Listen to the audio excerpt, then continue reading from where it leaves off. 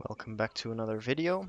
In this video I want to talk about some raid nerfs coming in, some changes to some classes, and we've got the Mage Tower back. First up is the Dungeons and Raid changes. In Tazavash, Streets of Wonder, in the Grand Menagerie, there was an issue with the Gluttonous Feast, that it would fail to begin the cast at the beginning of the encounter. That should have been fixed. So it now should give it should cast the right ability there. Then for the raid nerfs, there are a few. Skolex will have his health reduced by 6% in mythic and heroic difficulties. Then the one with the name no one can pronounce. Health has been reduced by 6% in heroic. It's the one with the halos coming in and the arc shooting at you. The halo vulnerability is reduced to 200% in normal and raid finder difficulties. So when you pass the halo, it normally was, I think, 500% increase in damage if you cross the next one too quick. It's now only 200%, so if you mess that one up, it's a bit more forgiving. Lords of Dread has changed a little bit. Swarm of Darkness and Swarm of Decay caused by Mal'Ganis unto Darkness will now increase all damage taken by 100% rather than only the area of effect abilities.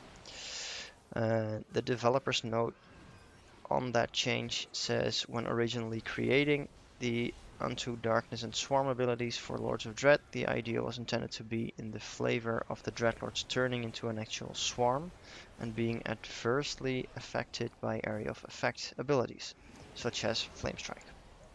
However, the way it played out was that this proved to be very limiting in which classes would perform at a required level for harder difficulties. We're making a change to update the vulnerability from area of effect damage to all damage taken so that every damage class can enjoy the phase equally. Then next up is Rygalon. The boss health will be reduced by 5% on heroic. The damage of stellar decay is reduced by 20% on heroic. They reduce the health of the unstable cores by approximately 33%, also only on heroic. And they fixed an issue with corrupted wounds spell description in the dungeon journal. The functionality remains unchanged, so this one gets a little bit easier on heroic. And on the jailer, they have fixed an issue with the diverted life shield spell.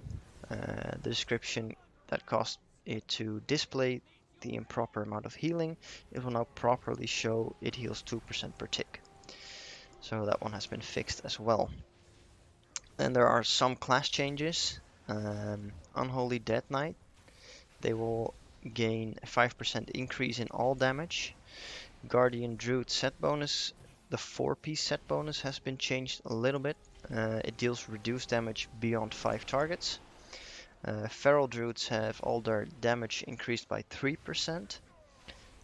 Primal Wrath is increased by an additional 10%, Brutal Slash by 20%, Swipe by 15%, and Trash also by 20%.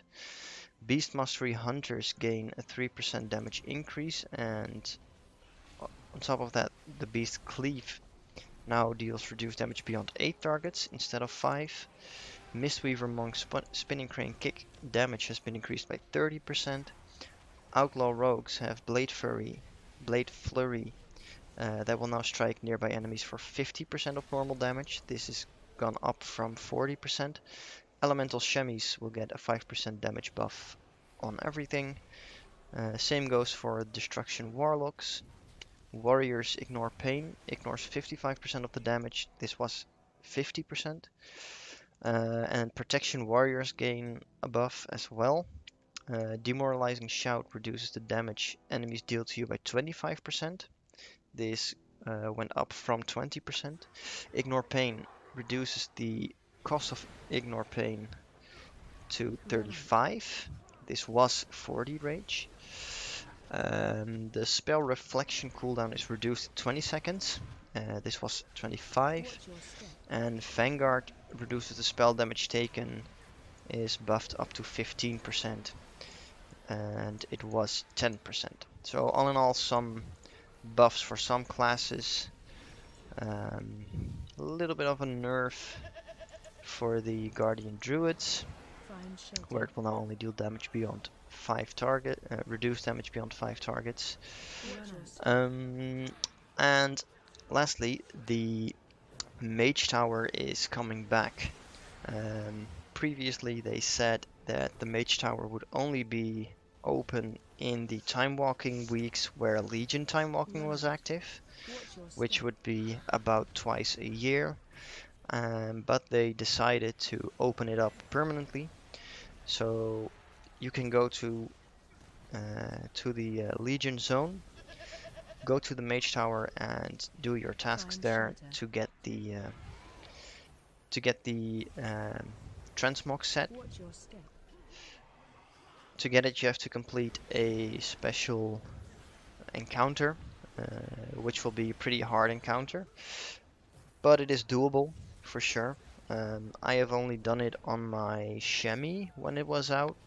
I have given it a go on my warrior, on my monk, and I did a few runs on my mage. I really do like the mage one, by the way, for frost mage that is.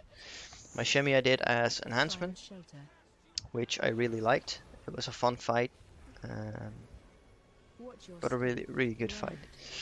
I messed up a few times when I did it, but I think it took me about 100 runs, somewhere close to that. So it's absolutely doable. Let me know in the comments down below, what would be your character that you will run the Mage Tower with first. On to the next part of the video. We are about to open the vault and check out this week's quest.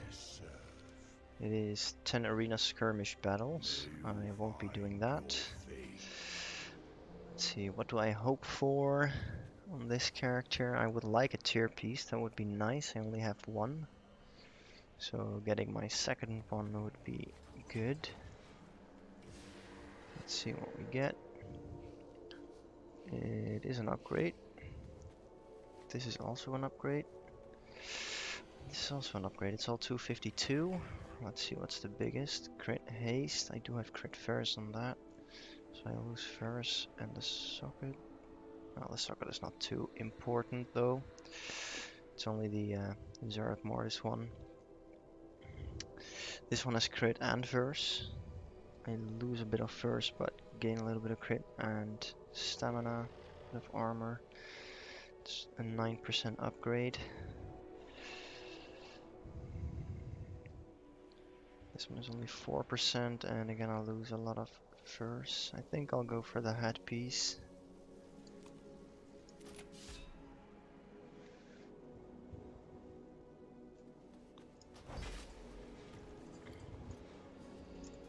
It's a nice upgrade. Item level 244. I've been getting this character up for about a week or two, so I'm not doing too bad, I think. What key did we get? Tazavash. Cool. Now let's move on to the Shemi. See what we get here. I do hope to get a tear piece as well, and I hope it's not in my legendary slot, so the shoulders or the gloves would be the best, or otherwise maybe a weapon or trinket that I could use. Any of those would be nice.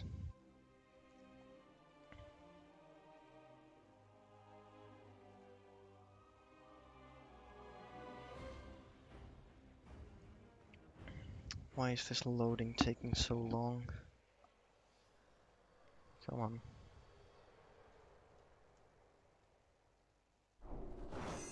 There we go.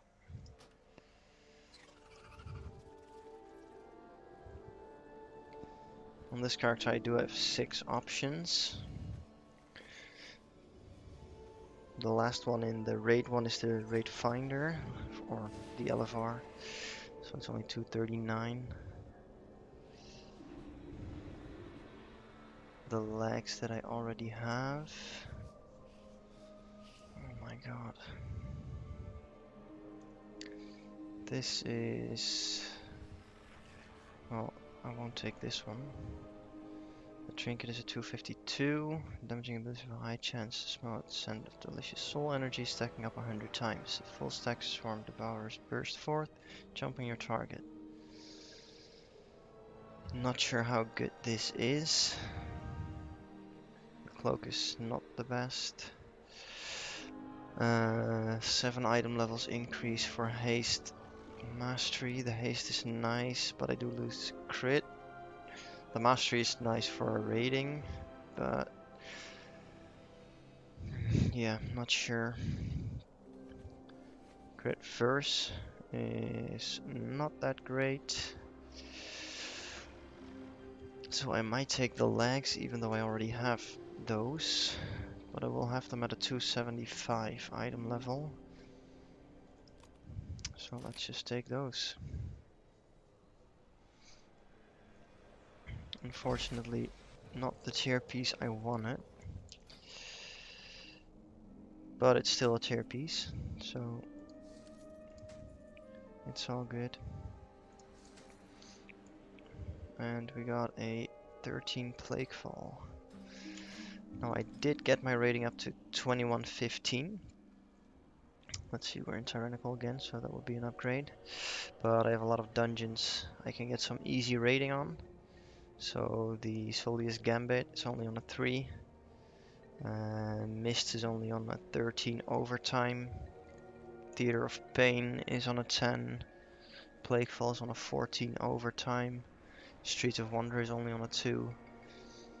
Sanguine Depths on 11. Spires on 15 overtime. Halls on a 13 overtime. Necrotic Wakes on a 14. So I do hope to get about 300 rating in this week to get a 2400. Maybe if I can push it a little, I can get up to 2500 and get the Keystone Master for this season to get the mount as well. And other than that, I hope we can get some raid bosses down this week with the new nerfs coming in. And that is it for this video. Hope you liked it. If you want to see me do anything in game, or if you have any questions, let me know in the comments down below. Don't forget to like and subscribe, and I will see you in the next one.